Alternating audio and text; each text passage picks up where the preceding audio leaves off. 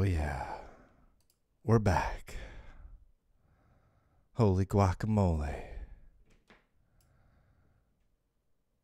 Holy guacamole. That was awesome.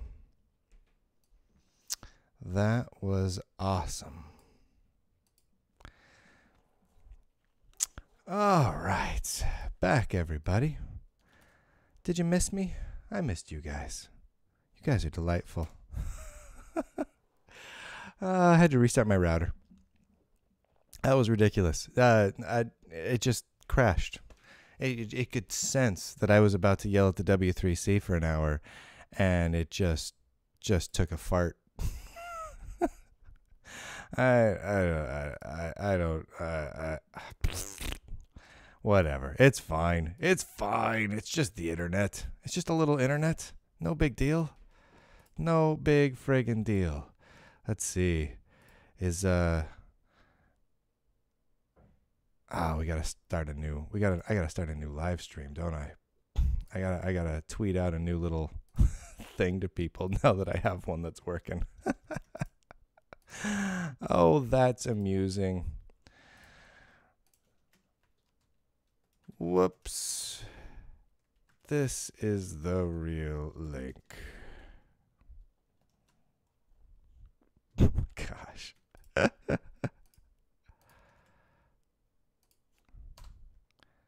Toot. Holy moly. Yeah, no, I think I do need a new router. What can you do, though, right? You win some, you lose some. That's what they say in the good book or something. They said that in some book. God. All right. Well, on the plus side, now I've got all my links loaded. I'm ready to rock and roll. That's awesome. All right. We're good there. We're good there. Beautiful. Beautiful. Sexy. Also attractive. Love that. All right. Oh, man. The interview with Stuart Chaffee was amazing. Some of the episodes I do get a ton of views, and I don't know why. And some of the episodes I do, I'm like, wow, this is epic. This is amazing that I got to do this. And they get like hardly any views, and it just confuses me. The Stuart Chaffee one was stellar. He's just such an amazing guy and such an important part of computing history, at least in North America. It's just such a big deal. Anyway, I love that guy. And it was so amazing that he was willing to come on and talk to me for an hour. It's just, that was amazing. Yeah, man. The Computer Chronicles was stellar. Just truly stellar. Yeah, are you guys having packet loss? So I am, OBS is reporting to me that I am not dropping, I've dropped 0 frames since the reboot, since the restart of the stream. So hopefully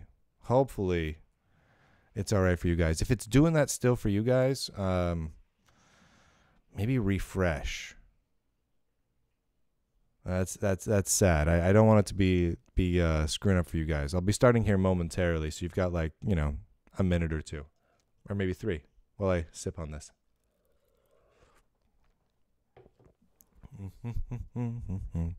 Little buffering issues. Yeah, let me load this up here. Take a look.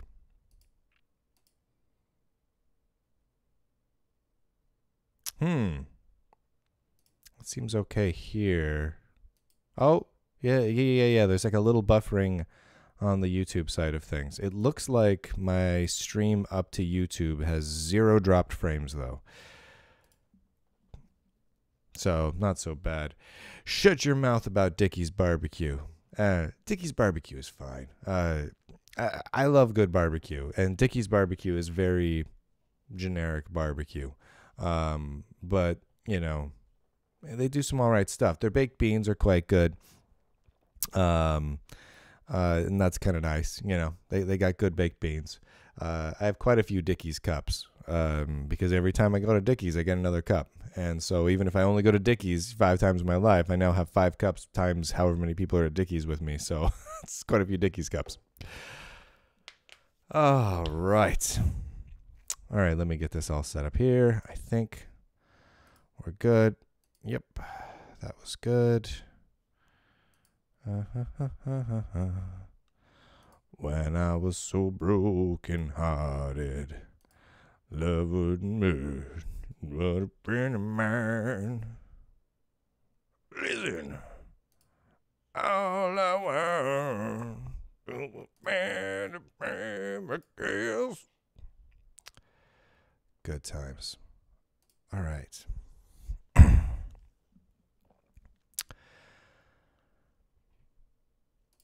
Nice. Nice. All right, we're going to be doing it a little slightly different than I've done it in the past. I am going to attempt to do this all correctly. It is well, it's a bit iffy. I'm going to be honest with you. It's a bit iffy if I screw up or not. All right, do I have all of my things lined up? I do. Nice. All right. There we go. Final 2 websites are up. Duplicate that. Yes, yes. Let me go this over here. And there we are. Beautiful.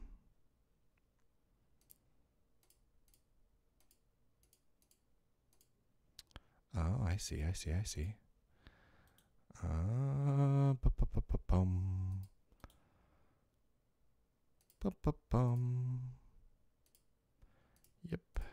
And then doop. And then doop. Pardon me on the noises I'm making with my mouth. There we go.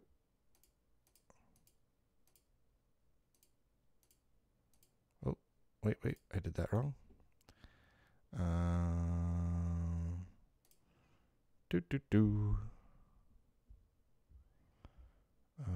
Yeah. And that goes there.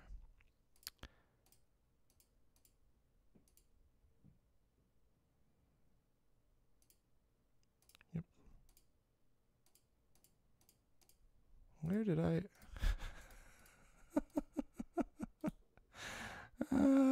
There it is. You guys are just watching me literally be confused for a moment. But I'm back. And then that goes there. Nope, not quite. Nice. 35.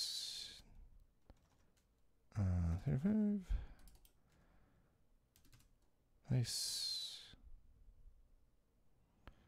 No. Yes. Boom. Better. All right. That's much better. All right. Now we've got everything all together.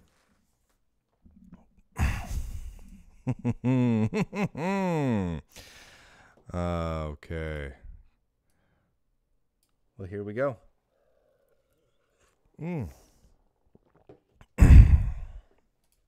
Yeah, baby. Look like this for a moment. Okay, everybody. The stream, everyone's stream okay? Everyone's stream good? It's late today. I explained this earlier just because my schedule's all kittywampus. Not my sleeping schedule, just my working, doing stuff schedule. And this is kind of how it had to be today. And a few other reasons. I'll talk about that in the stream. Well, one other reason. All right. Everyone's looking? All right. We're good. Let's rock and roll.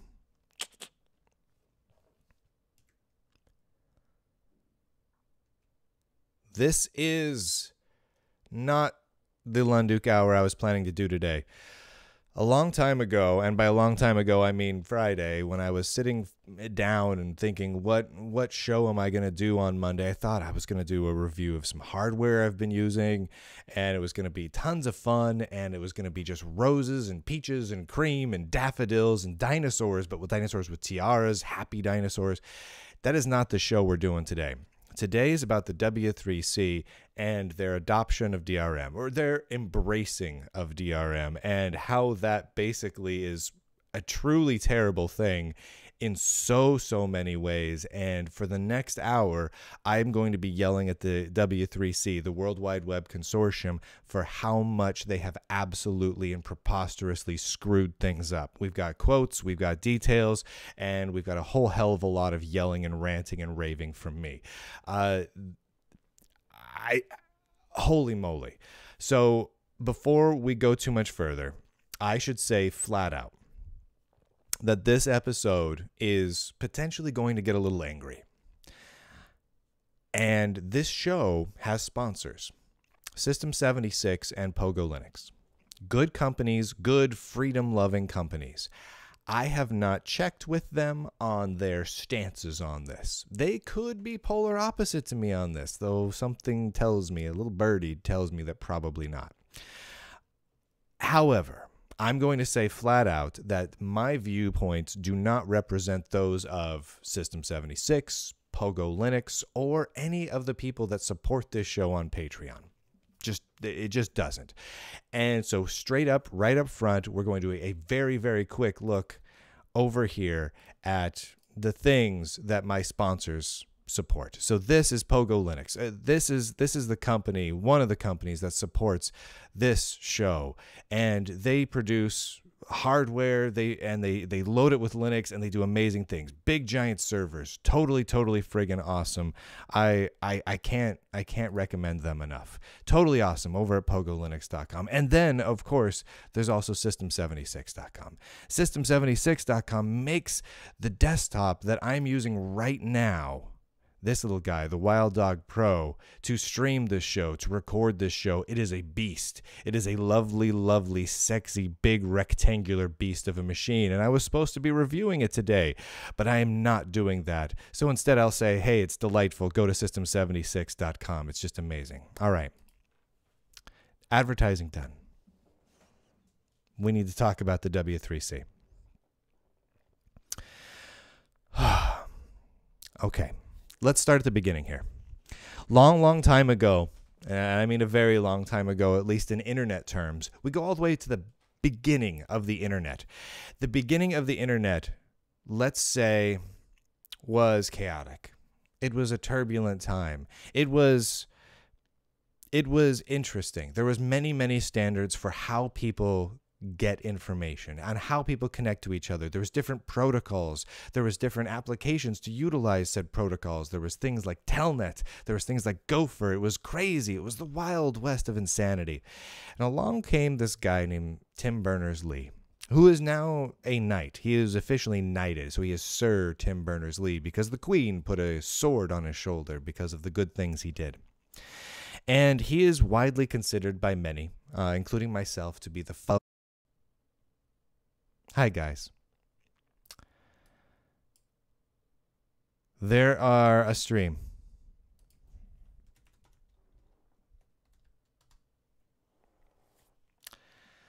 Dear. Dearie me.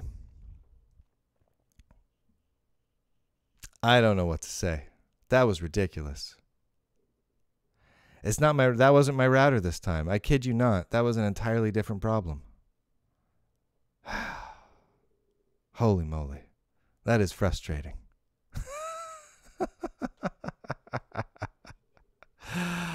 Oh my God. Holy moly. It's interesting. So I use open broadcasting software to stream everything here.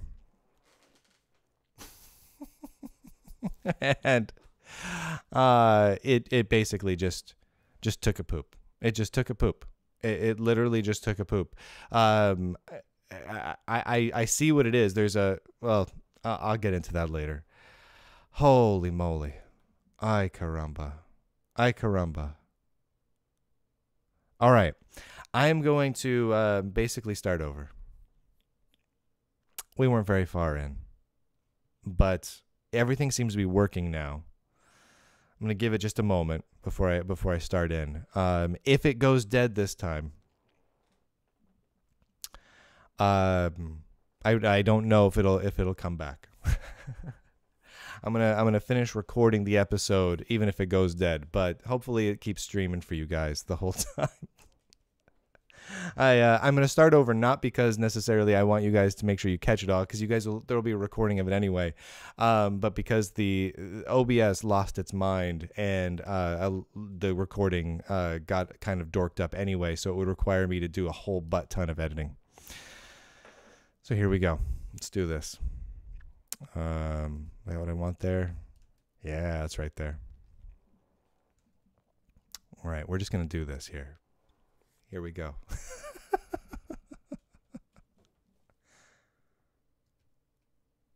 There are times in a man's life when he simply has to go on the internet and get extraordinarily pissed off. Today is one such day of thus for me.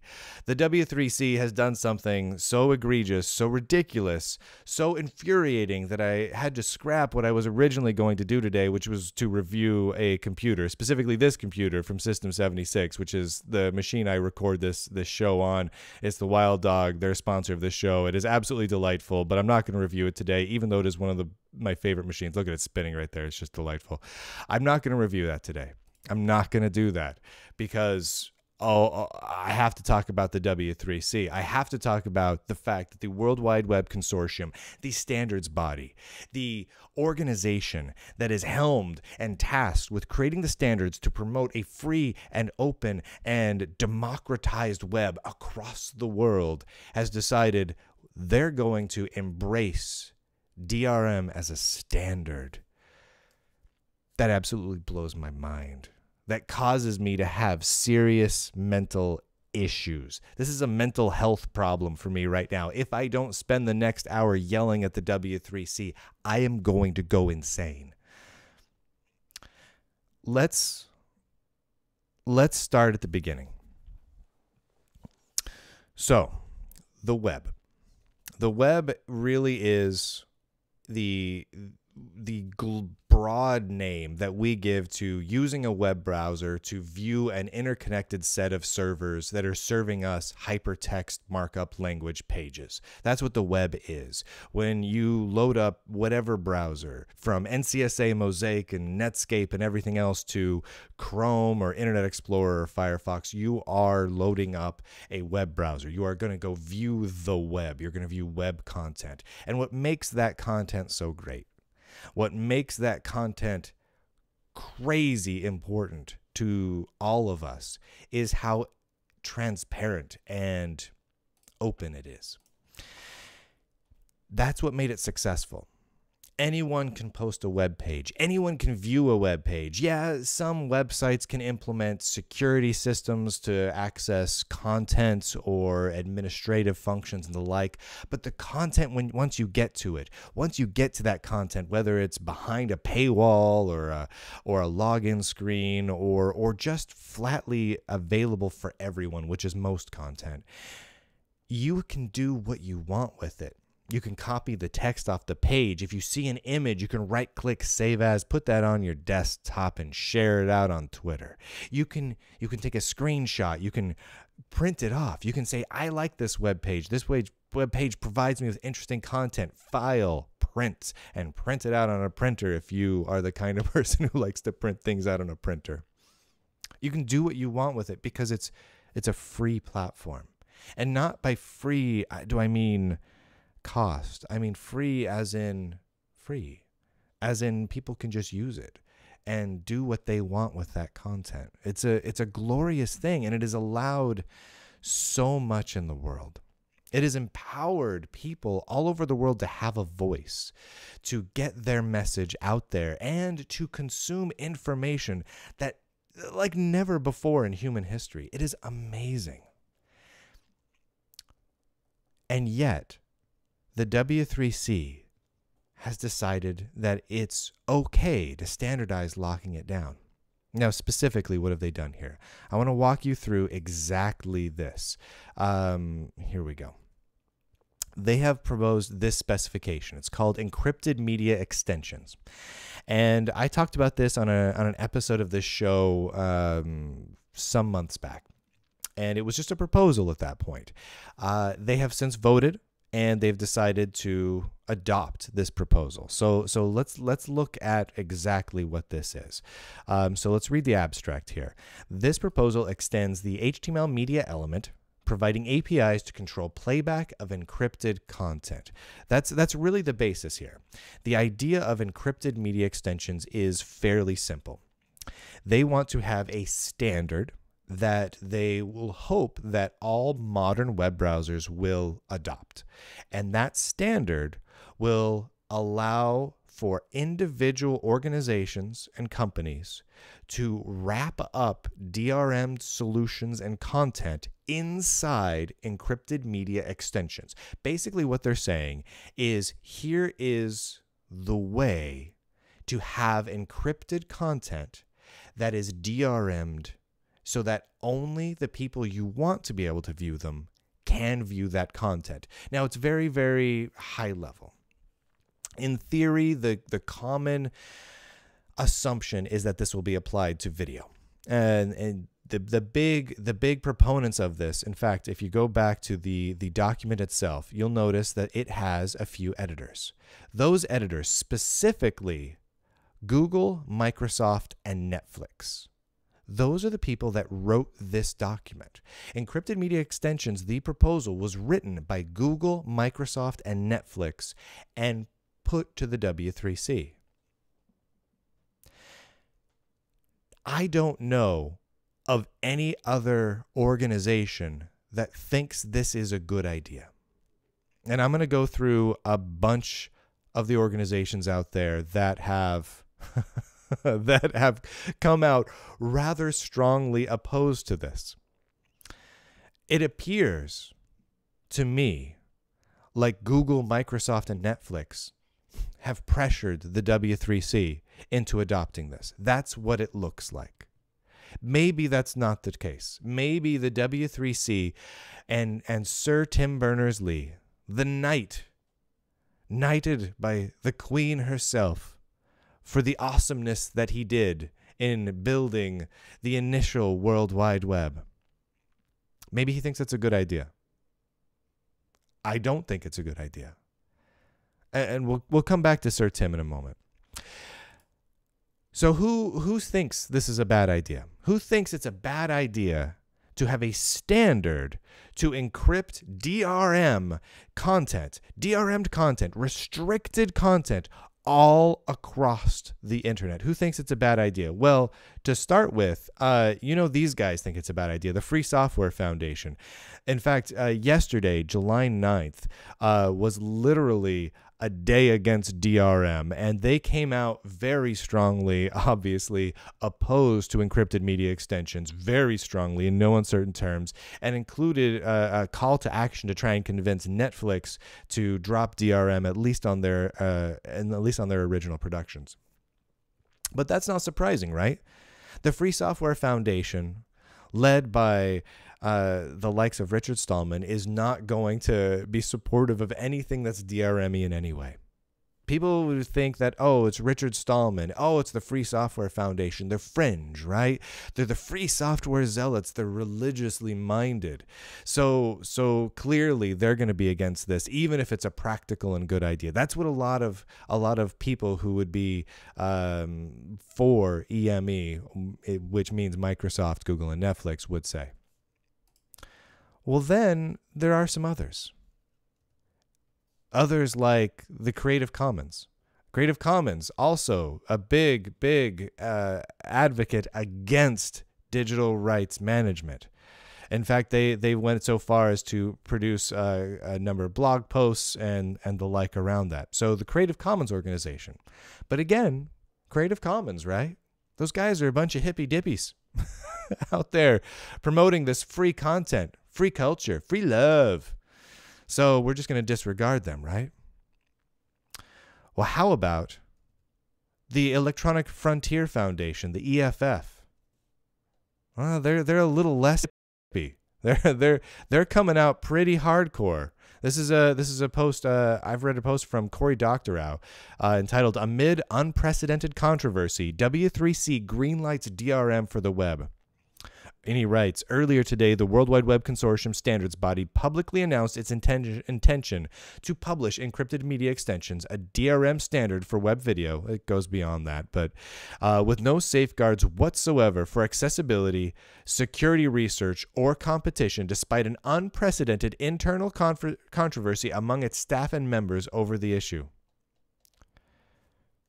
That's pretty intense. So Cory Doctorow, science fiction author, but also a free software, free culture advocate, and the EFF coming down hard in no uncertain terms, in intense terms, with pictures. Look at these pictures. These are not happy pictures. These are angry pictures against the DRM, and that is being supported by the W3C. But again, these are the types of organizations that are active politically in pushing freedom and free software and the like. So what about some other ones? Well, here's LibreOffice, the Document Foundation. The organization that literally just develops an office suite. They're coming out. They're supporting the Day Against DRM and, well, not fans. Here's Verge. Go over to theverge.com. And they read an article from Jacob Kastranakis. A DRM standard has been approved for the web, and security researchers are worried. This will break people, companies, and projects. This is not little statements here, and this is not from necessarily organizations that are typically always politically minded. And of course, one of my favorites, over on Boing Boing, Cory Doctorow writes an open letter on DRM to the inventor of the web from the inventor of net neutrality. Tim Wu, the Columbia University law professor and antitrust competition expert who coined the term net neutrality, has published an open letter to Tim Berners-Lee, Sir Tim Berners-Lee, the creator of the web and director of the World Wide Web Consortium. Wu wrote to Tim Berners-Lee to thank him for his yeoman duty in fighting for net neutrality, a live issue that has acquired new and regrettable urgency thanks to blah, blah, blah, blah, blah, blah, blah, blah, blah. But Wu goes on to draw a connection between the problems of DRM and the problems of network discrimination. DRM is wrapped up in a layer of legal entanglements, notably Section 1201 of America's Digital Millennium Copyright Act, which allows similar kinds of anti-competitive and ugly practices that make net neutrality so important. And then Tim goes on to write a full letter to Tim Wu to Tim Berners-Lee. So Tim writes Tim and basically just kind of lets him have it. Tells him straight up, hey, you did a good job. You did a good job, Sir Tim. You accomplished a lot. Don't do this. This is not good. So having DRM as a standard in the web itself, as a standard. This is not an implementation. This is not Internet Explorer is adding in one little implementation of a DRM protocol or something like that. This is a standard, like HTML itself. This is a standard here. So what does that mean? What are we realistically looking at? Okay. To start with, we need to look at why this is a bad thing. Right? We need to look at what the real impact here is. Why would a company want DRM? Why would Google, Netflix, and Microsoft want widespread adoption of DRM across all modern browsers? What would they get out of that? And Cory Doctorow rightly pointed out the Digital Millennium Copyright Act. Now, the interesting thing there is the Digital Millennium Copyright Act makes it so it is a crime, a federal crime, to break DRM. Any DRM. If I literally right now write the word fart down in a text editor and find a way to encrypt that in digital rights management, in using the EME, for example, and put it up on my website. And no one can read it. No one can read that word because it's all encrypted. If you break the DRM in order to read my version of the writing of the word fart, you have committed a federal crime. And I can sue you from here to kingdom come, and I will win. That is horrifying. That means that if I produce a piece of content, if anyone, any company, any individual, any organization produces a piece of content right now, regardless of their copyright claim to it, and wraps it in DRM, you cannot break it, even for fair use.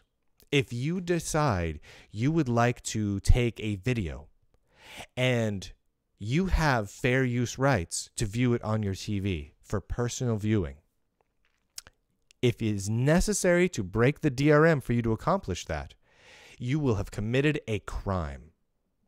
You are a criminal. That's where this starts to get scary. Because if companies are unable to effectively control copyright law in order to exert their control over pieces of content that they want control over, all they need to do is wrap it in DRM. And you lose pretty much all of your rights over that content. If you buy a song, if you buy an album, and you download it to your local machine, and you have the right to listen to that album on multiple devices, on different computers, on your PDA. Well, no one has PDAs anymore. On your cell phone or your tablet.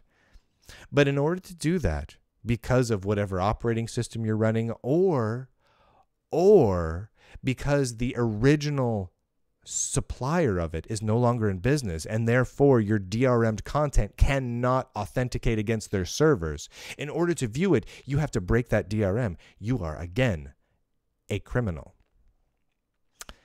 DRM has never not been broken.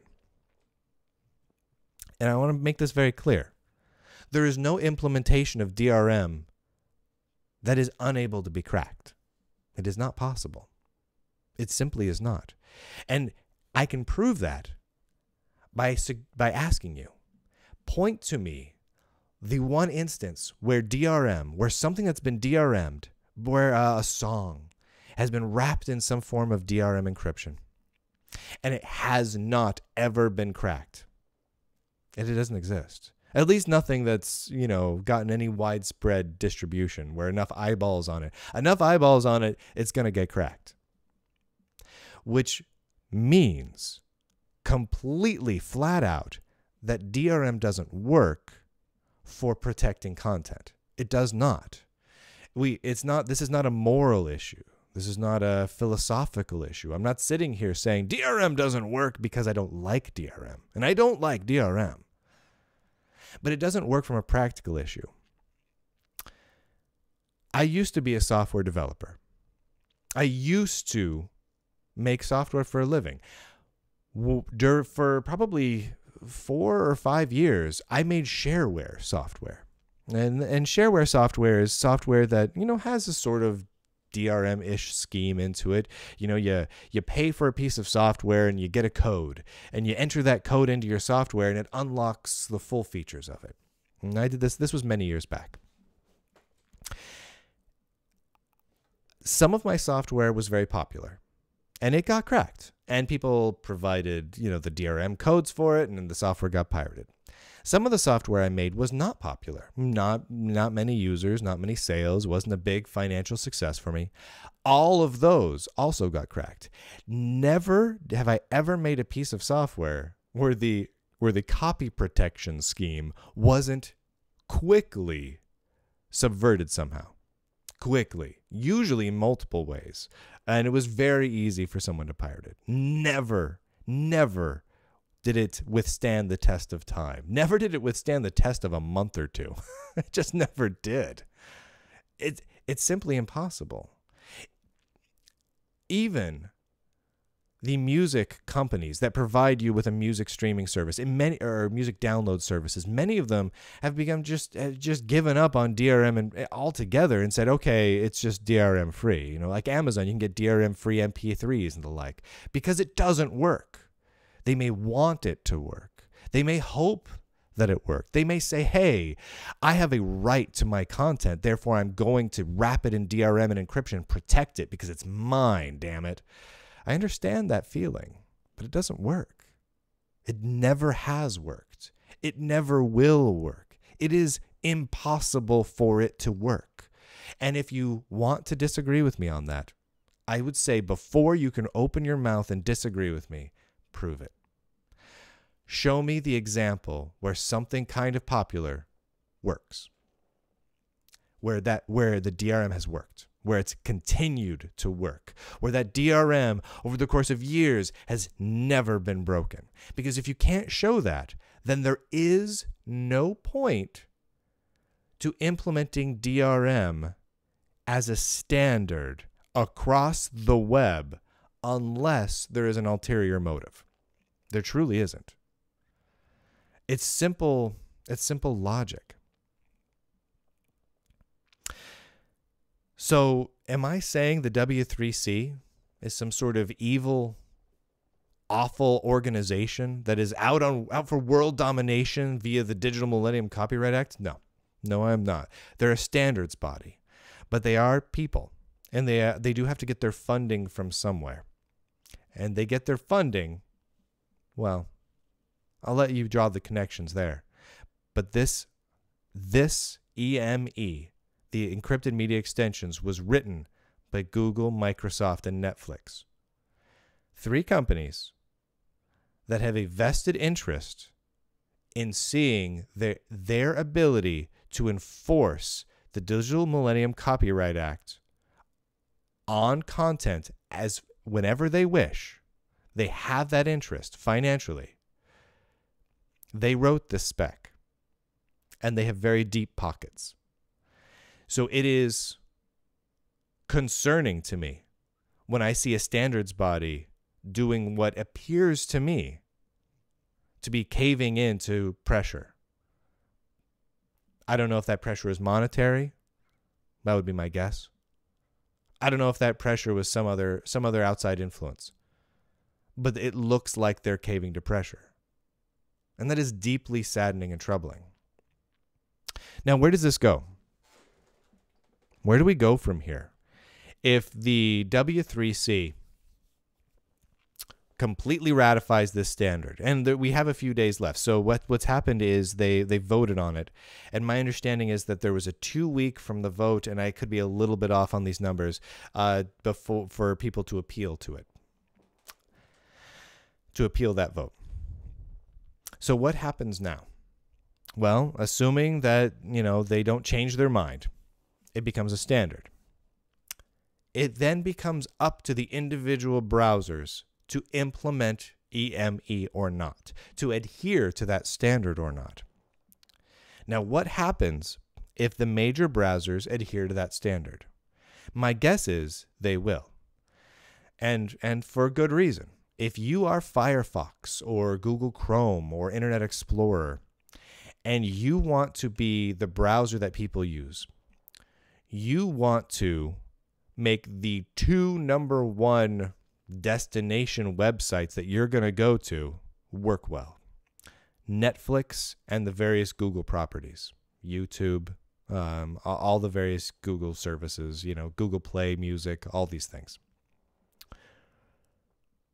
So the odds of all the major browsers fully embracing the encrypted media specification is high, extremely high.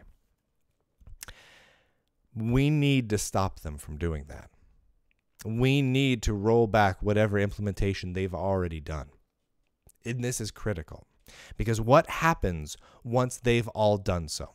Once they've all adhered fully to that specification, and that specification has been ratified as a standard across the web, that means that the majority of web browsing users will now have it. That means that the companies that want to have DRM function properly, as in do what they want it to do across a large number of browsers, is going to be high, which means that the total usage of DRM across the web is going to skyrocket. That's a big statement. How do I know that? Because whenever something becomes more doable, whenever something becomes easier, more accessible, more financially viable, it becomes more common. For example, when automobiles were first invented, they were a pain in the ass to drive. They had funky lever systems. They were awful. Once they became easier to drive, steering wheels and whatnot, they took off like a rocket. They become commonplace. People want them. When there is a platform that is hard to develop for, like let's say Android, right? Android. When it first comes out, it had some dev tools, but not a ton. Once great dev tools were available for them, more people were building applications for it. You make it easier. You make it more accessible. You give the people who are going to potentially utilize whatever tool that is a assurance that that tool is going to be working for a while. You make it a standard. You make it so that it's supported on whatever they want it supported on, and they're going to use it more. That's how things work. That's always how they work. Across every discipline, across every media, across every bit of technology, that's how it works. So you take DRM, you standardize on how it's going to work across all of the major browsers, so you can hit 90+% of the market share of people browsing the web. And people will use it like gangbusters. And by people, I mean the companies that want things to be encrypted in DRM. If they think it's going to be a good idea, and now they can see it as a standard that all the browsers that they're testing on regularly anyway support, they're going to do it. So that means that we're going to quickly have a web that has a lot more DRM'd content in it than it currently does today. Now, why is that a bad thing? Don't people want to protect themselves, right? People want to protect their content, right? We've already established protecting content by DRM doesn't work, which means there's going to be a lot of people getting sued. That's really what it means. It means that you and me are going to have access to a lot less content. And if we do decide to circumvent DRM to fairly use content that we have legal rights to utilize, we are opening ourselves to significant legal liability. And that is damned scary to me. Damned scary. That is handing over control of information and content to people that should not have that control. We should have that control. And the W3C, by putting this standard in place, is actively working to take that control away from us. That is all that this accomplishes. No, that's not true. It accomplishes a few other things as well. Let me load up. Let me see what I've got here. Here it is. I've got. There was an individual over on Twitter. I know, right? Twitter is the end all be all. I don't have the picture up here. They put together this great picture. Let me see if he's got it here. Here it is. This guy over on Twitter took one of the statements from the W3C that talked about video, right? How good it is to have video. And he replaced the word video with ebooks. And instead of hundreds of millions of people want to watch videos on the web, and most video companies stipulate that videos must be encrypted if it's legally available online. And he replaced it with ebooks. I'm like, okay, well, maybe they still want it to be encrypted online. Maybe they want those ebooks to be encrypted. And I could see someone making a case for wanting those ebooks encrypted. He did the same thing for images. Well, that's not it. Where I get to give you the right one here. There we go. For images. Hundreds of millions of people want to view images on the web, and most image companies stipulate that images must be encrypted if it's to be legally available online. And this is the problem. The EME does not specify that it needs to be video. It does not. It is for everything. It is for encrypting content web-wide. That is scary, man. That is dystopian, funky future scary stuff. I don't want to sound like an alarmist. This is the first episode I've done like this. I mean, I've yelled and ranted and raved about things before, but they're all things like, oh, the web pages are too big. That's a pain in the ass. They should be smaller, you know? This is an actual threat to free and open communication online. That's what it is. And that's deeply, deeply concerning. And beyond that, assuming that you and me, we just give in and say, okay, fine, it's encrypted. You know what? It's fine. It's encrypted. We'll just roll with it. Fine. What happens to everyone who's using a non-standard platform? If you're, excuse me, if you're running Haiku OS, or various Unix flavor, or an older operating system that doesn't get the latest web browser upgrades, well, you're very quickly going to not be able to use the web anymore. Not because a new version of JavaScript comes out and it slowly loses compatibility, not because your web browser doesn't render CSS quite right anymore, but because it's actually encrypted, because you are restricted from using it. Now, I want to show you something here. I want to show you the mission statement of the W3C.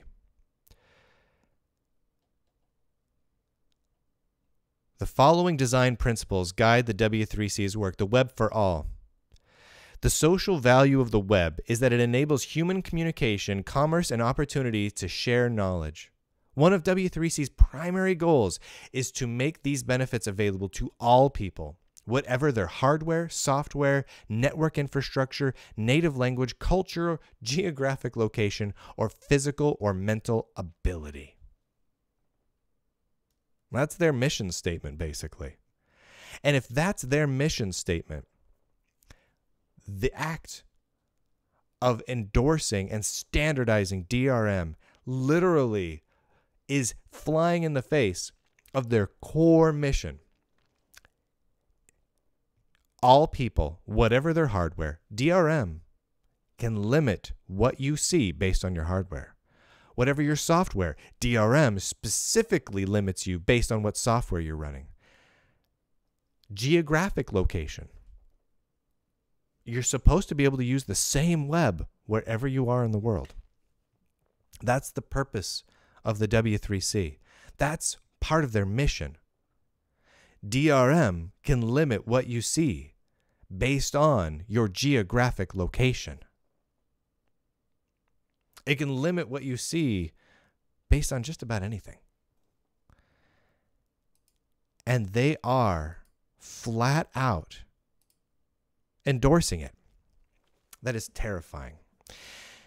If I were Sir Tim Berners-Lee, if I were a knighted because I created one of the most open and beautiful platforms for sharing and creating and disseminating and consuming and reading and enjoying information in the history of mankind. And I come out with this, and I basically lock it the hell down and hand the keys over to people who should not have the keys. That is how history would remember me. It doesn't matter what good I did before then. It doesn't matter what amazing things I created. I have now destroyed my reputation. I did something great. I built something beautiful, and I took a poop on it. For all eternity, people will remember that poop. They will remember Sir Tim Berners-Lee's poop. And yeah, he'll get credit. for having created the web that he then pooped on. And that's just the truth. There's a lot of examples of that throughout history, of people who did good things, but then screwed up really bad. I don't mean this to be a political discussion, but the great example that comes to my mind in the American side of things is Richard Nixon, President Richard Nixon. I wasn't alive when President Richard Nixon was president, so I really don't have an opinion on President Richard Nixon. But he did stuff. Some people liked what he did, some people didn't like what he did. But what do we remember him for? We remember him for what happened at the end of his presidency. We remember him for Watergate. We remember him for being impeached. That's what we remember Richard Nixon for. What did he do before that? Well, he became president. It doesn't matter. We remember him for what happened at the end.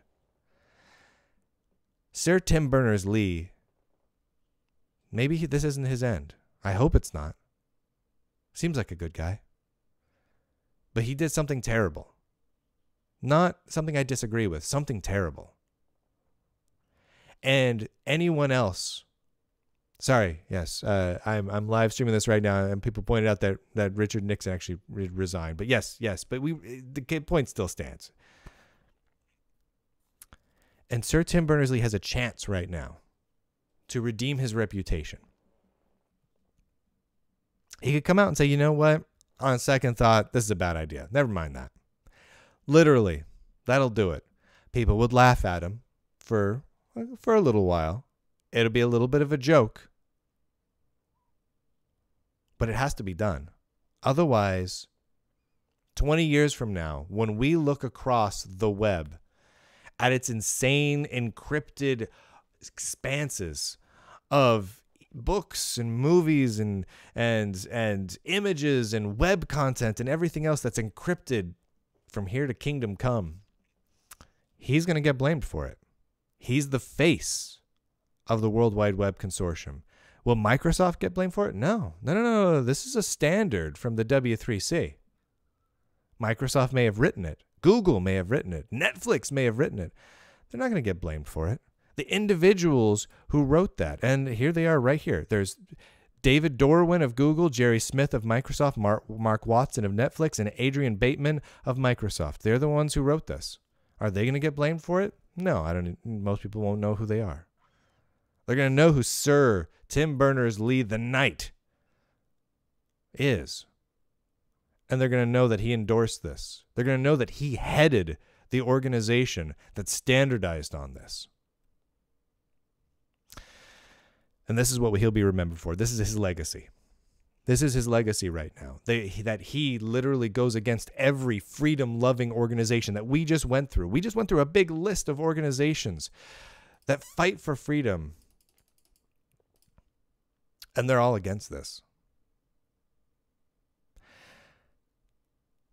I invited the W3C to be on the show. I sent them a request for quotes, for comments, quite a few, in fact. I nudged them repeatedly on Twitter even. I kept trying to goad them into some sort of dialogue around this. In fact, right now I'm recording this late at night. It's like 10-something p.m. here where I'm at, because I wanted to give them enough time to respond. And they're not. I did get a message, and I was sending them emails all last week. I was tweeting them all last week. I'm like, come on, guys. People are freaked out about this. You need to get out there and talk about this. If you truly in the W3C believe in your hearts that this is a good idea, if you actually believe that, and you're not just being bullied or intimidated or bribed into doing this, come on my show. Go on someone else's show. Make big statements. Do interviews. Go on Charlie Rose. Hell, I don't care. You need to get out there and tell people your message. Otherwise, we're just going to talk about what we think. So I kept trying to get them on the show or to provide a statement, a quote, something. No one got back to me until this last Saturday. I got a very short email from an individual who works within the PR section of the World Wide Web Consortium. I'm not going to read it verbatim because it's a private email, and I didn't tell them I would be publishing their results, but what they were saying. But I'll give you the gist of it. They emailed me, and it was like one sentence long, to let me know that they were emailing me on the weekend. It's not a joke. They literally, after numerous emails, tweets, etc., I got an email from them letting me know that they're responding to my email, and it's on a Saturday. So, that was it. That was all I got. And I'm like, great. Originally I was going to do this show yesterday on July 9th as kind of a special thing because it was the day against DRM that the Free Software Foundation was pushing. And it just seemed like a good thing to do. So I invited them on the show, asked for a quote, got nothing. I'm like, you know what? Okay, I'll push it back to Monday because they did send me that email reminding me that they were emailing me on friggin' Saturday. So maybe that meant that they could get back to me on Monday. Maybe that was like their subtle way of saying, we want to get back to you, but it's a weekend. It's hard. So I'm like, okay, I'll give you all day on Monday, the whole day. It was 9 p.m. before I sat down in my chair here at my studio to actually sit down and record because I wanted to give them the whole friggin' day. It was midnight East Coast time before I sat down to do this show because of that. They never got back to me. Never. A few of my followers over on Twitter managed to kind of goad them into getting a little testy and pissy over on Twitter. But that was really here. Let me see if I can show you guys here. So someone went in and did a little GIMP statements to change over their Twitter page to add the word DRM. So their normal statement is, the World Wide Web Consortium develops interoperable technology, specifications, guidelines, etc., to lead the web to its full open potential or something like that. He changed it to the word DRM, to its full DRM potential. And then he changed the tweet to be, unfortunately, you cannot access this content with EME extensions disabled in your browser. I'm sorry, Dave. I'm afraid I can't do that. It's cute. He was clearly poking at him, right? I totally approve of that. The W3C responded, guess it's easier to edit facts to fit your bias rather than seeing problems/solutions as complex or ideas differing from yours as valid. That's literally the best reply they've given to anyone, is to be, well, I guess you can just go around doing stuff, making pictures and stuff, being all funny. Like, come on, guys. Seriously? That's what this has devolved into, is a pissing match over on Twitter. So I told him, and I said, I quote, people are clearly passionate about this, would love to interview someone to make sure all perspectives are understood. Are you up for it? That's one of like 30 messages. I swear to God I've sent them over the past couple of days. Nothing other than that one weird email from Saturday. And I'm looking around. I'm not seeing anything. I'm seeing Cory Doctorow. Cory Doctorow, the author, was doing the same thing over on Twitter, trying to engage them. And he got no good content from them. Nothing. My God, man. So what do we do? What do we friggin' do? You and me, the people watching this, we're the ones that are going to hurt because of this. And it's not just individuals, it's companies. If I want to start a media production company and I want to respect people and not lock the hell out of things down, this hurts me. If I want to build an operating system that's a non-standard operating system, if I want to build a new operating system, this hurts me because my operating system will likely not have a web browser with EME on it by default. And if it doesn't have a web browser with EME on it by default right away, it's completely pointless if half the web is all encrypted media extension. This hurts so many people, so many companies, so many organizations. The only people this helps are the people who already are in control of the content. Microsoft, Google, Netflix. It's the only people it helps. God damn it. So we have to do something. We have to speak out. So we have a couple of days. Before they ratify this and it becomes sacrimonious. Not sacrimonious is the wrong word. Sacrosanct, whatever. Official law. Or before this becomes a real official standard. Everyone needs to contact the W3C. Contact them on Twitter. Do it publicly. Email them. Go to wc3.org and, just w3.org and email them nonstop. Let them know this sucks. Let them know why this stinks. Go on Twitter and tweet at them. Not like private tweets, big public tweets that they're tagged in, to tell them how much this hurts, to tell them how much you have lost faith in them.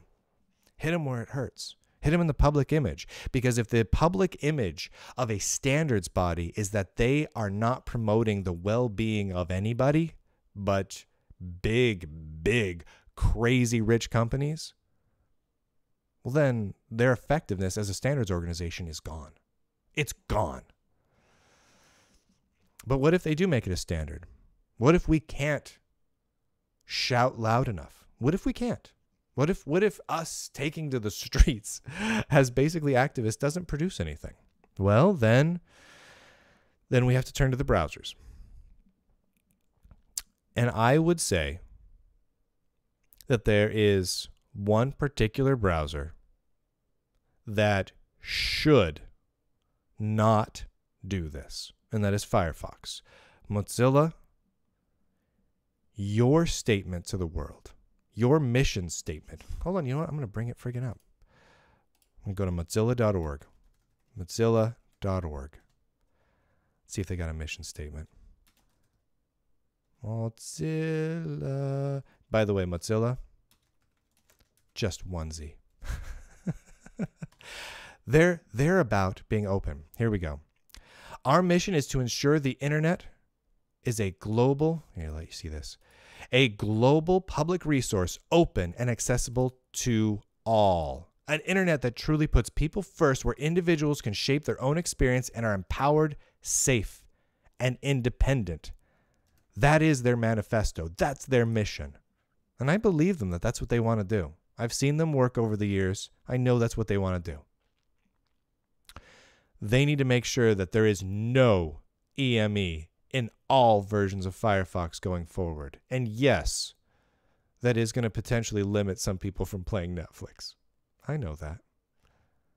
And possibly prevent people from viewing other DRM'd content. But sometimes, God damn it, you have to take a stand. Sometimes you have to stand up for what's right, even when it's not terribly comfortable. I'll tell you straight up right now, Mozilla, you take that stand, and I will stand with you. And I think pretty much everyone watching this show will too. I haven't always agreed with everything Mozilla's done. But that would be the right thing to do. That would be the right thing to do. The Free Software Foundation would stand with you. Of that, I am pretty confident. I can't speak for these other organizations, but come on, the EFF, they'd stand with you on that. You know they would. You know they would. And you would gain market share. Weird, yeah. Not having a feature would gain you market share, man. You know it would. There would be growing pains based on it, sure. Fight the right fight. Do the right thing, because you know once EME is a standard in all browsers, it's not going away. It's like when a government passes a law. You don't get rid of that law. Government passes a law that adds a new tax. That law is not going away. That tax is not going anywhere. That tax is going to be fought for by everyone who needs that money, who likes that law. Bureaucracies don't give up power. They don't give up laws. Web browsers, once it's a standard and once it's in the browser and there's pages that depend on it, you can't get rid of it because it's going to break a whole bunch of pages. So you're going to be stuck with it for friggin' ever. So stop it right now. Right now is literally the only time to take this stand. This is it. This is the last time. After this, cat's out of the bag. Genie's out of the bottle. We're screwed. Take a stand, because if that doesn't work, if we can't stop it at the W3C, we got to stop it at the browser level. Google is obviously going to want EME and Chrome. They wrote the damned specification. Microsoft is obviously going to have it in Edge and IE or whatever the hell they call their browser now. They wrote the specification. And Netflix doesn't have a browser. If they did, it would be in that as well. And I kind of understand why it would be, I guess. But if we can't stop it at the W3C, and we can't stop it at least one of the major browsers, then the only option left for someone who wants a free web is to give up on the web. It's just to give up. It's literally to stop and go somewhere else. Maybe we'll just reinvigorate Gopher. I don't friggin' know. But we'll have lost our opportunities here. We'll have lost a great opportunity to continue to expand the web into something even greater than it is right now. We'll have lost that. And that is entirely because of the actions of the W3C. They do not have to listen to a couple of people at Microsoft and Netflix and Google and what they want. They can say, screw you. You don't get to tell us what's standard and what's not. We decide. We're friggin' W3C. So W3C, you know what my message is to you? Man up. Come on. Be the bigger man or girl or whatever. I don't want to offend anyone with that, but you know what I'm talking about. Be brave. Be fearless. Do something right. I don't think you will. I think you're a bunch of pansies that are going to give up. Is that what you want me to tell you? Do you want me to be here every month talking further about how much you've screwed up? Do you want every podcast on the planet doing that? Do you want every tech news journalist ranting and raving for the next decade about how you screwed up everything? Do you really want that? Is that what you want? That's your legacy. Everyone at the W3C right now, everyone working there, everyone working with the W3C, if you don't take a stand on this right now, this is your legacy too. I know for a fact that many of you do not want this. And I will not say why I know that for a fact because I do not want to get anyone in trouble. But I know that for a fact. Speak up. Speak up loud. And if Tim Berners-Lee and everyone who has voting rights within the W3C won't listen, go friggin' public. And go public loud. I will give you a platform. I'm sure Boing Boing and Cory Doctorow will give you a platform. Go to the Free Software Foundation. Go to the EFF. We will give you platforms. We will let people know what you think. And if enough people do that, this stops now. And the web stays open. And if not, getting even more open than it is right now. Because that needs to happen. Anyway. We went through a lot of turbulent times on the web. We've all survived ActiveX controls. That was a rough time. We all survived Java applets. That was not a lot of fun. I gotta say, that did not make me happy. We survived Flash. We can survive this if we stop right now it from happening, because this is not something that we can roll back as easily as deleting an ActiveX control or re-implementing a piece of site functionality in a different language other than Flash. This is DRM. This is encrypting our content. Once we go down that rabbit hole, the only way out is if every company that encrypted everything decides to unencrypt it and un-DRM it, which I don't think they're going to do. Convincing a million companies is a lot harder than convincing the W3C right now to do the right thing. Anyway, thank you for listening to me vent about this. This is huge. This is a huge thing. I hope that over the coming days, we'll have good news. And I truly hope that happens. I hope that Mozilla takes a stand against this. Hard stand. I hope that, some other browser makers do as well. Smaller browser makers taking a stand against this, that's something. But really, what I want to see is I want to see the W3C come out and say, no, we were wrong. We take it back. Because you know what? There's no harm in being wrong. I'm wrong all the time. Constantly. It's very rare that I'm right, I feel sometimes. That's just how it works, man. Everyone makes mistakes. Admit you made a mistake. Say, my bad. and declare a mulligan and say, you know what? Forget EME. Forget the encrypted extensions. We're going to focus on, I don't know, cleaning up friggin' CSS. You will win the hearts and minds of web developers everywhere.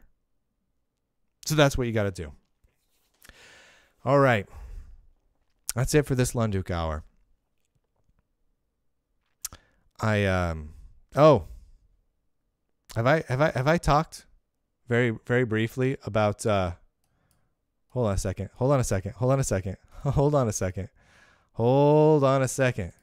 Have I talked at all about these lovely guys over at Pogo Linux who may or may not have anything to do with every angry thing that I am talking about here today? Oh, these guys are fantastic. Run Linux on everything. You know what? They love freedom. They love freedom so much that they put multiple different Linux distributions on all sorts of their servers, storage servers, all sorts of high-end stuff. And they support this show. They support free shows. They support freedom. PogoLinux.com are good guys. Big shout out to my sponsors, System76.com, PogoLinux.com, for letting me be angry on the internet about these sorts of things and for helping to make all this possible. And big shout out to my Patreon supporters for making it possible as well. Now, over the next couple of weeks, it's going to be interesting. This is a big deal. This is a huge deal. This is the biggest deal that's going on in our corner of the little world right now, in my opinion. I have a lot of shows lined up. Reviews of hardware, interviews, and the like. I may bump some of them because this is important to talk about. So if stuff happens, we're going to be talking about it again here. But right now, this is the only show, the only episode I have planned to dedicate on this, at least for a while. So over the rest of the week, tune back in. I would love to hear all of your thoughts on this. I would love, especially if any of you have good ideas on how to right the ship, on how to convince the W3C to do the right thing, on how to convince the browser manufacturers, specifically Mozilla, on how to do the right thing. If you have ideas on that, I want to hear them. Put them in the comments on YouTube. Put them on Twitter and tag me so I see them. Put them somewhere. I think we need these ideas out there. And I think we're only going to get there if we all do it publicly and talk publicly about them so that the key players in this all see that this is important, that this is critical. We've been talking a lot in the world about net neutrality lately, and that's important. But in my opinion, this is critical and right now. It is happening right now. And it's a big deal. Anyway, that is all I got for today. Thank you, everyone, for tuning in. Thank you for all the people tuning in live and hanging out with me despite random router crashes as we were beginning the show. For those of you watching the recorded version, you didn't get to enjoy the router crash of 2017 that took out the live stream. But thank you for all my live stream watchers for hanging out with me and enjoying me. And that's it. That's all I got. I feel better right now. I'm sure by tomorrow I'll be angry again, but that's why I have a show that I can rant in. So I'll talk to you later, everybody.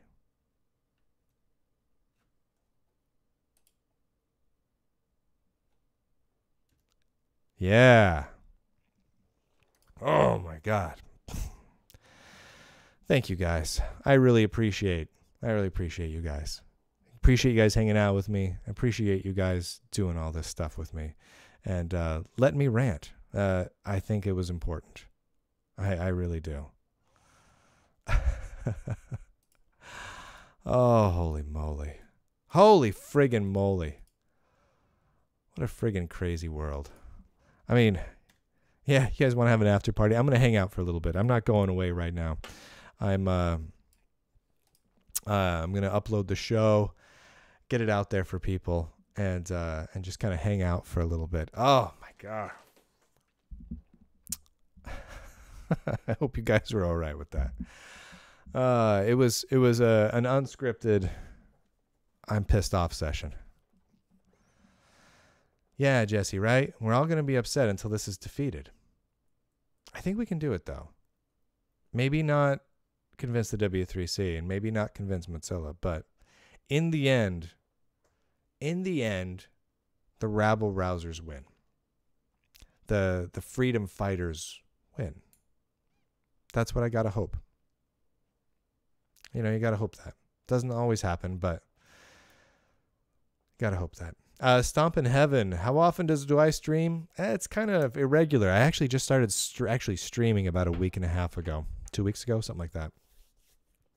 Normally, I just do it once. I just do standalone videos, but lately I've been streaming a couple times a week. How do I get started contributing to OpenSUSE? Weirdly, that's a big topic actually. Save that for another time. Yeah. Brendan and I did take a stand. So I need to reach out to Brendan. My goodness, what a crazy time. Let me start uploading this while we're chatting. Tell me the video came out okay.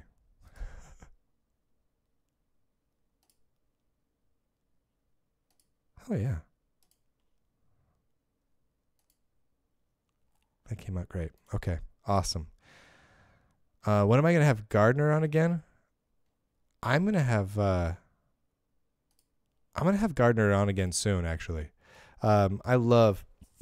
All right, I'm uploading while I do this, so hopefully it doesn't break up too much. I love having Gardner on. Gardner, the Linux gamer, internet gamer.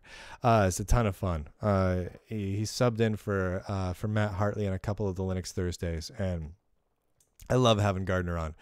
I'm gonna do more with Gardner going forward. I just am. I've got to. He's a ton of fun to have on. He's a good friend, and yeah, definitely. Do I have any suggestions on what to do if all this AME stuff goes live? That's a good question, Dave. I've got some ideas, but none of them are reasonable.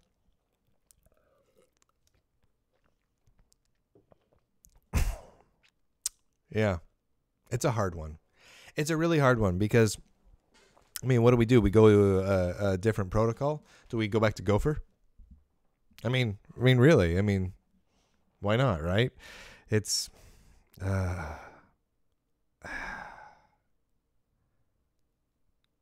yeah, man. Yeah, Gopher. Yeah, Gopher. So for those of you who don't know, Gopher is honestly in a lot of ways better than the web. Excuse me. It has a so it's hypertext, much like the web, right? It's not like exactly like we see it now, but it's a markup language like the web, but it's got menu-driven interfaces. Oh my God, I talked myself silly.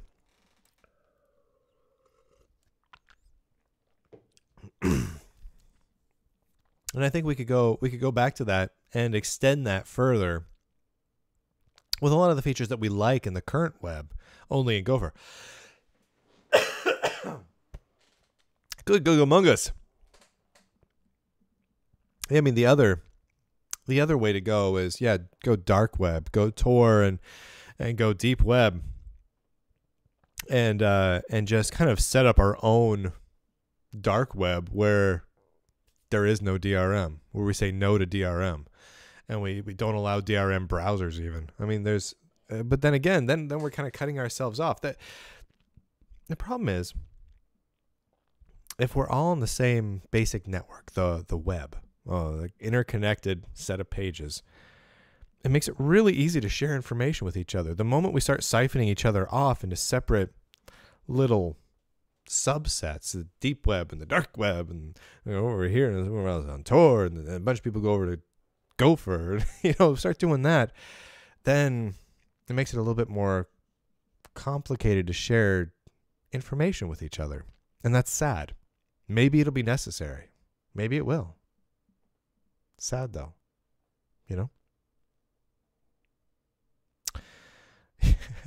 Mad nerd dies on live stream. Hundreds traumatized. Yeah, I just had a little cough. I kind of feel like there's like a little something in my throat. I don't know what that is. Probably put there by the W3C.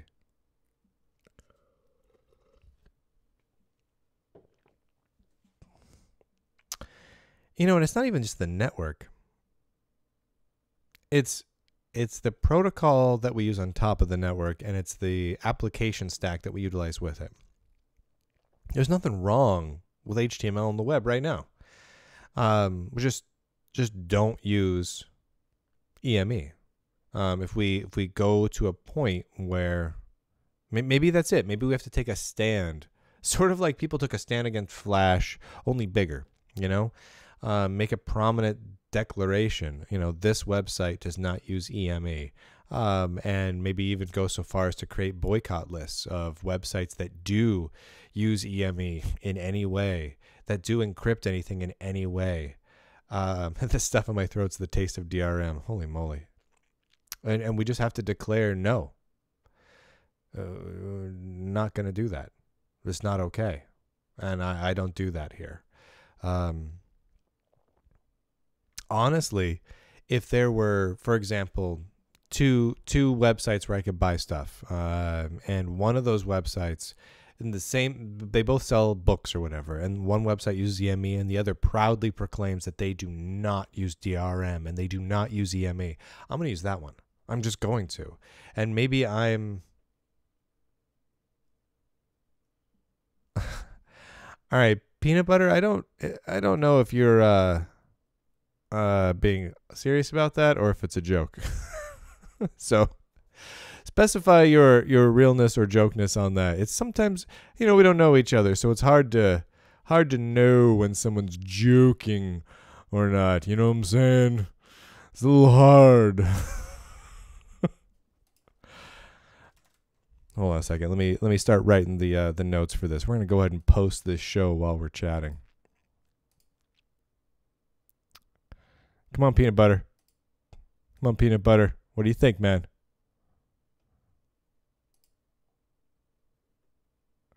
Oh, my penguin mask back there. That is actually System 76 gave me that mask. They ran like this little like promotional deal where they actually the videos they put together were pretty cool. They were all V for Vendetta themed, and they printed a bunch of 3D printed masks. It's really nice. It's a little too small to fit on my face. It's about yay big, but I really like it, so I just left it up there. So I left it there. And yeah, hey, Sean, we are behind it all. If I can speak for every Jew on the planet, yeah, we're behind all of it. God.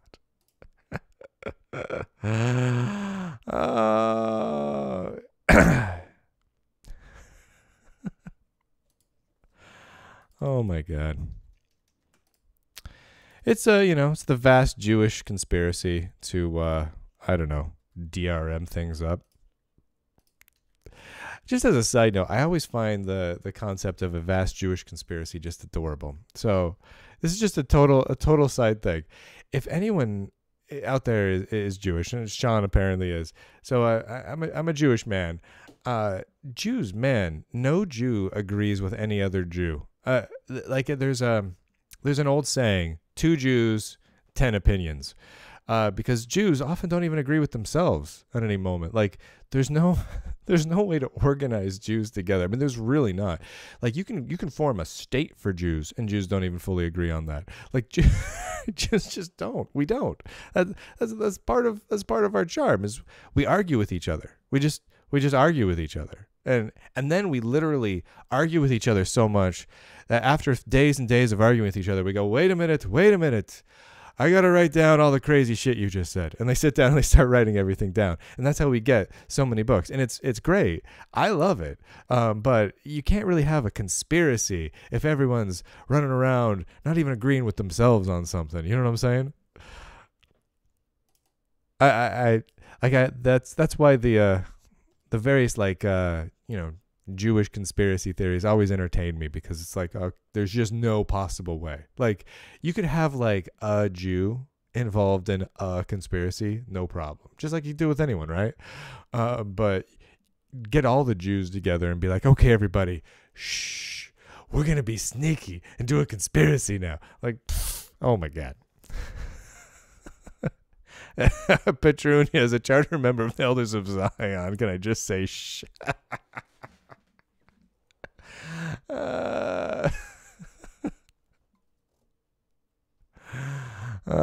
my God. You can't even get Jews to agree on the nature of their religion or who are Jews. If you ask a Jew who are Jews, you're going to get a very different answer depending on which Jew you ask.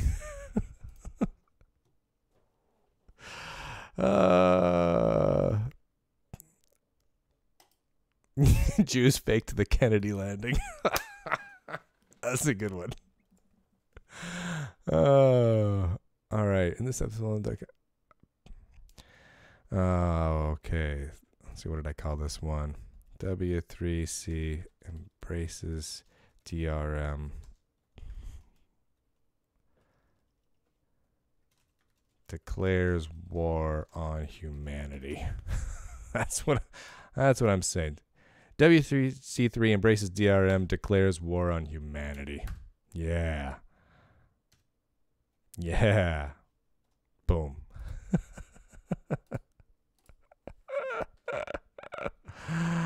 I'm offended by your Jew jokes. What's a Jew? Can you be offended by someone else's Jew jokes if you're a Jew? Yeah, you can. If you're not a Jew, you see a Jew that's making Jew jokes, can you get offended? I don't know the answer to that question because I'm a Jew and I make Jew jokes all the time. As every Jew I know makes Jew jokes. We make them a little differently, but you know. Oh yeah. I'll post a link momentarily. The file's still uploading. It has 6 minutes left to go.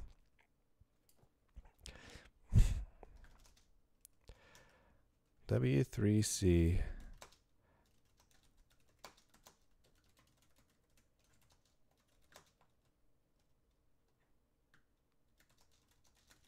The web.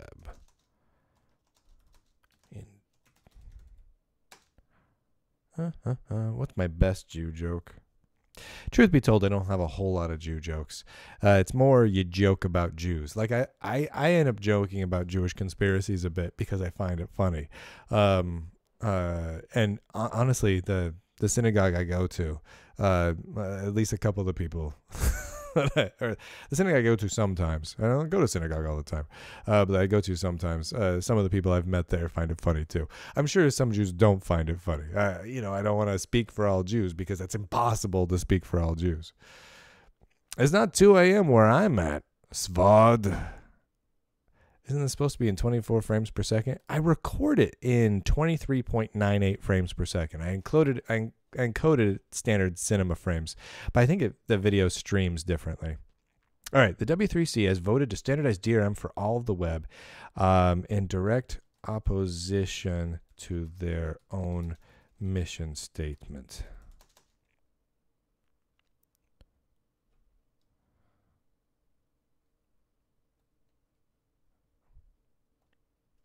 What they are doing could have dire consequences.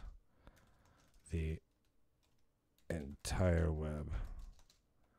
I yell about that for an hour.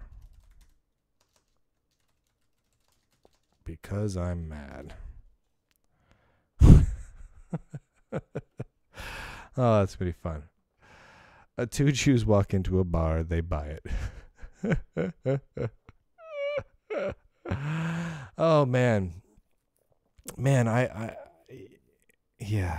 this just absolutely baffles my mind.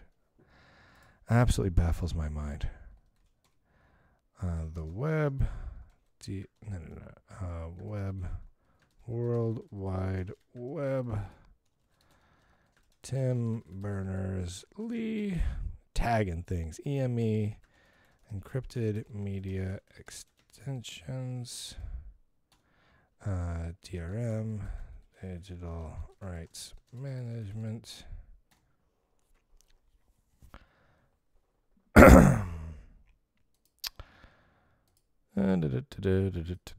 Holy moly.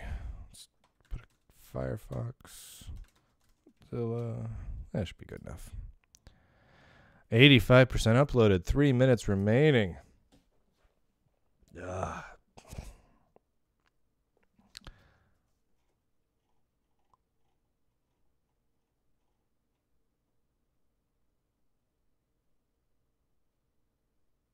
Oh, hey. Yeah, yeah, yeah. Peanut butter. I'm with you. I'm with you, man. It's all right. I do not take offense if someone wants to make like a joke about something about me. I'm a white boy. Heterosexual. I'm Jewish. I'm a nerd. Wear glasses. I don't really care. Like that's really okay. It's buddies can joke with each other. If people are being good natured, a joke is fine. I mean, sometimes, yeah, you can push up someone's button, and if you do, they'll let you know. And if you step too far, they'll be like, "Whoa, I'm offended a little bit, dude." Then you take it back. You're like, "Ah, my bad, bro. I was just trying to make a joke, But I'll respect that that's a sensitive topic for you, and I won't be joking with you on that anymore. That's cool. Like that's fine. People get a little too sensitive sometimes. At least that's my personal feeling on the issue. I don't. People just get too sensitive. Yeah, it's fine. You can make Jew jokes as long as they're good intentioned. Intention is everything. I can say you look nice today. Nice statement, right? But if there's like a history between you and me, and I say, "Oh, don't you look nice today?" or "Oh, don't you look nice today?" It suddenly becomes weird, right? My intention is clearly different than, "Oh, you look nice today." See? Different. Totally different intention. Same basic words. So intention is everything. That's just my thing. Yeah, I am. I'm a white boy. I'm a jerk. I'm a nerd. I wear glasses. I don't really wear sunglasses because I'm not cool enough to wear sunglasses. I had a pair of prescription sunglasses once. I got them right before I took a trip to Disneyland. For me. Ooh, upload finished processing. And the very first day we were there, I put them in my pocket, my lapel pocket, because of course I have a shirt with a little front breast pocket on it because I'm a nerd. And I kind of like leaned over at some point somewhere. I must have, and I lost my glasses. I'm sure they got trampled somewhere. They never showed back up. So my one opportunity to have really cool prescription sunglasses. Can you have cool prescription sunglasses? I thought they looked pretty cool, and I just trampled them. No. I had another pair of prescription sunglasses. That was my second pair. I totally forgot. I used to do a show. I wonder if I can find it. I used to do a show called Stoked a long time ago. Let me see if I can find it. I mean, this was a long time ago. I started this show about Star Trek Online. No joke. It was a show about Star Trek Online that I did with two buddies. This was long time ago. Oh man, I don't even know if I can find it. Might be up on the Jupiter Broadcasting YouTube. What is that? I haven't been there in a long time.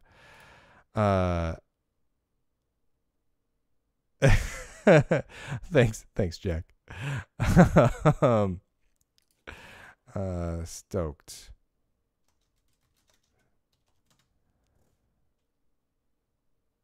Stoked. Come on, there's got to be videos of this somewhere in here. I stopped doing the show really early on, but I started this show, and then I stopped because, well, Star Trek Online wasn't. I didn't like it that much, so I stopped doing the show. But for a while, I just got bored of doing the show, and so I started wearing sunglasses. Oh, here we go. Okay, and by a while, I mean I almost immediately got bored of it. Here's this. I used to just, yeah.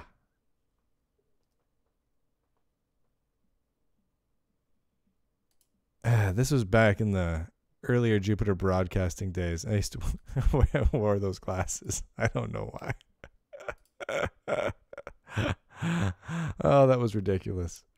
Oh my God. I seriously don't know why I did that. But it was fun. Yeah. Yeah. Good times. Come on, video. Finish publishing. I don't even know if this video we did today will do any good. Man, I hope it does. You know, just little bits here and there. Little bits at a time. I mean, the one nice thing is I know that my show doesn't have a huge audience. Like, I mean, there's many people that subscribe to the show. There's like 30 some odd thousand subscribers, and I'll put out a show and I can kind of count on it getting like, 5,000 views on YouTube and whatnot. And that's good. And I'm happy with that, but it's not like far widespread. But what's nice is I know that some really specific people that are kind of high up in some of these organizations watch this show. And so I'm hoping that this helps to convince them, or at the very least makes them think about it again, you know? And that's the hope. That's the best I can hope for doing in this. Yeah, right? I mean, if we don't try, we don't know. So, come on, YouTube, finish your processing. Put it in the Lunduke Hour playlist. Ooh, I got to pick a thumbnail. That's right. Ooh, let's pick a good thumbnail for this. I always forget to do the thumbnail.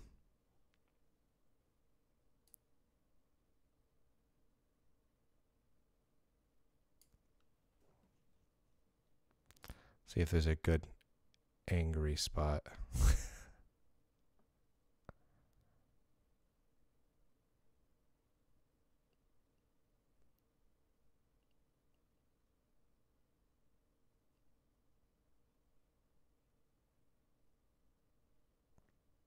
Come on.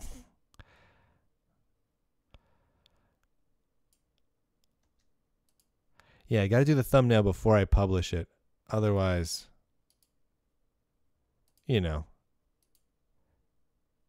Ooh, what am I at? 43.25.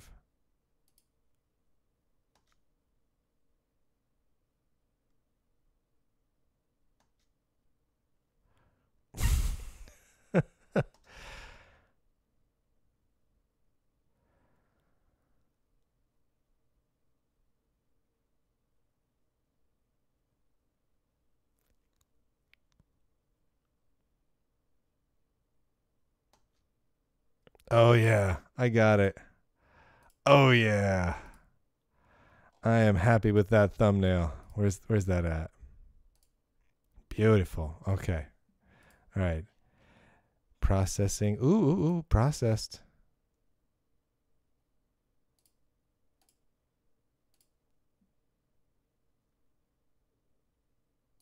All right.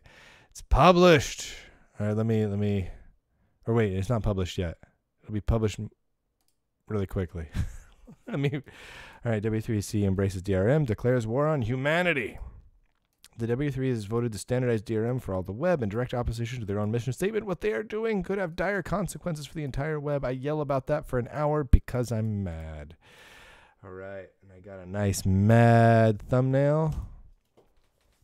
Oh, I suppose. All right, video manager.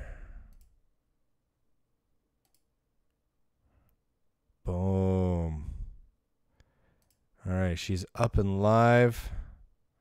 It probably needs a few more minutes before it's available in HD. I'll put the link here in here momentarily.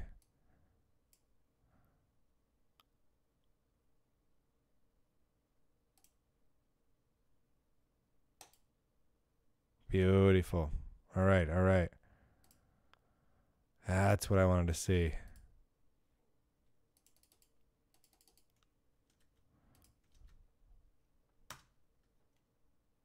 There you go, guys. There you go. There's the link. I'm gonna go tweet it and all that good stuff with that incredibly sensationalist headline, but it'll grab their attention. Sometimes you just gotta do that to grab their attention.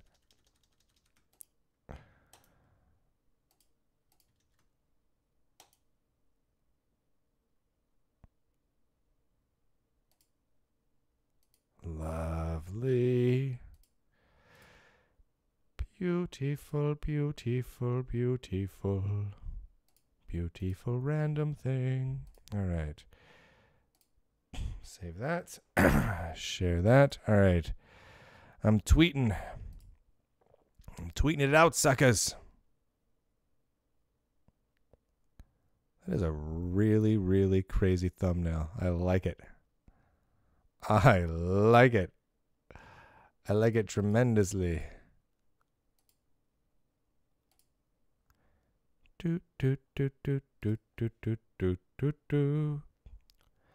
I love a parade.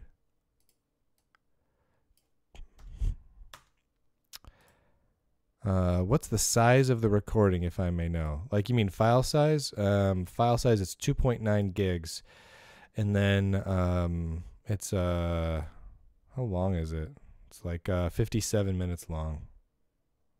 If that's what you were going for. I'm not sure if it was.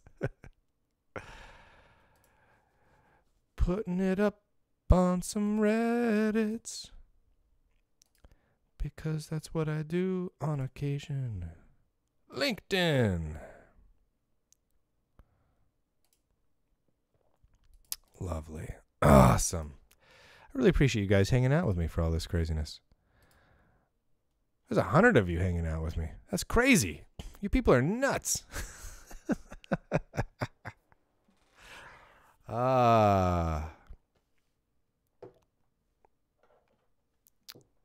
Yeah, not terrorism, guys. Not terrorism. Oh, yes. Sorry, in all the hubbub, I started forgetting about the Patreon, guys. Gotta load up my Patreonizer. All right, let's export the, yeah, so any of you guys don't know how I do it, the audio version of the show goes up on Patreon. It's the only thing I could think of to be a nice little tip for my Patreon subscribers. I mean, they do so much to help make the show better. I feel like they deserve something nice, you know? And it does take me a little bit of extra work to do it. Like right now I'm going through and getting it all set up just right.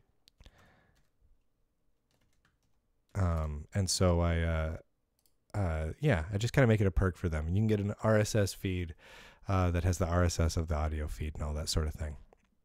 Yeah, and it's going up right now.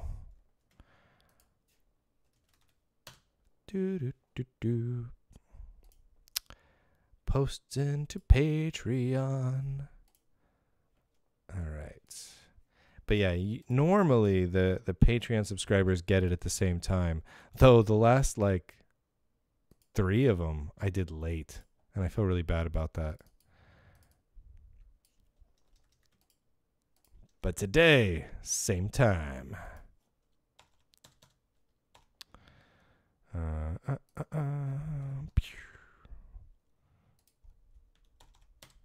Awesome. There we go. Are we exported? We are exported. No need to close that. All right. And then all right. And publishing. So for those of you who are my Patreon subscribers, in the next couple of minutes, that should show up in your RSS feed. Absolutely delightful.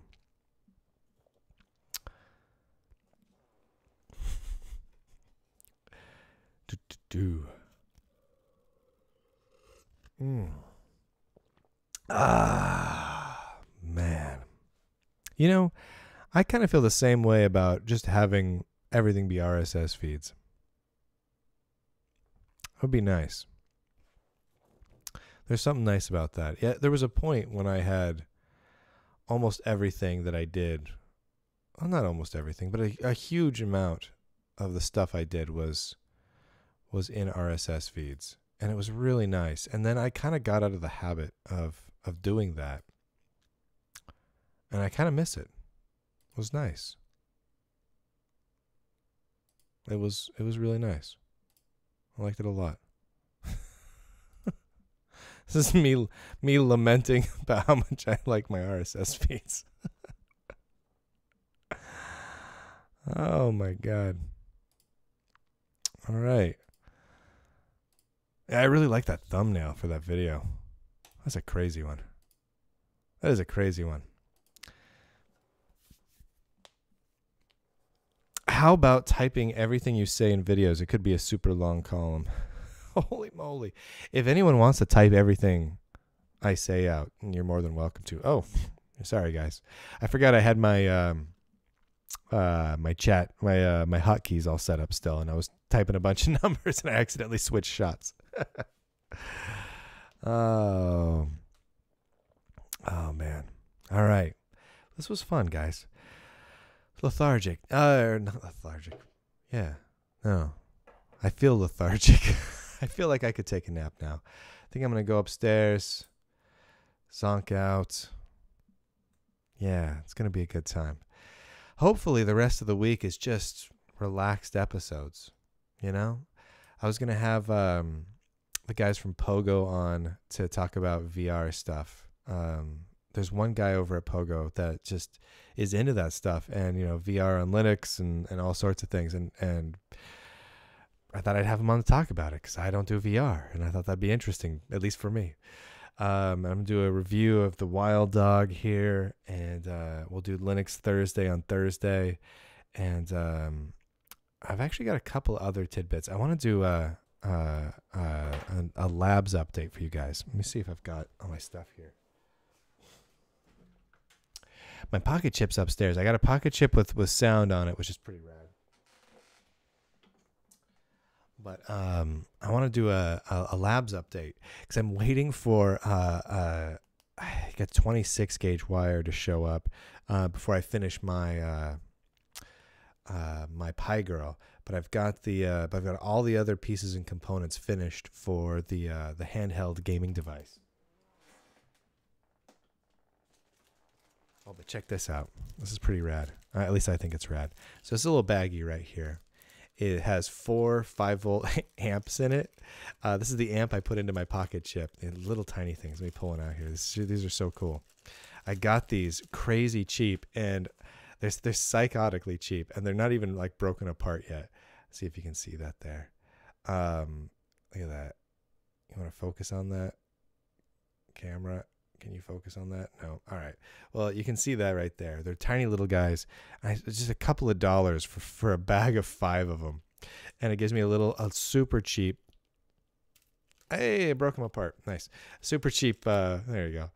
Little guys. They're super, super tiny. That's what I put into the pocket chip. And this sounds all right. It sounds okay. But it still makes it cool because then the pocket chip has a speaker because it doesn't come with a speaker. Anyway. But I want to do a whole thing on that. I don't know. I don't know if I'll do that Wednesday or next Monday. It kind of depends on what sort of stuff happens in the news over the next couple of days, especially with W3C. If they do something more, we're gonna have another episode on it, you know. But we'll find out. All right. Let me see here. Did I post everything correctly? Hey, all right. Getting some comments at least, so that's people see it. Good. It's a weird time to post a show, so I'll probably re-promote it tomorrow after I wake up. That'll be pretty good. All right, everybody. Thank you guys. Thanks everyone for hanging out. This was fun, and yeah. That's all I got. All right, I'm gonna stop streaming, but you guys go have fun. Sleep if you want to sleep. Work if you want to work. I don't care what you do, but do something awesome. Do something that you really like doing. And yeah, I'll see you guys tomorrow. I probably will be live streaming tomorrow, probably around the same time. So no guarantees because I'm crazy, but you know, I'll see you guys later.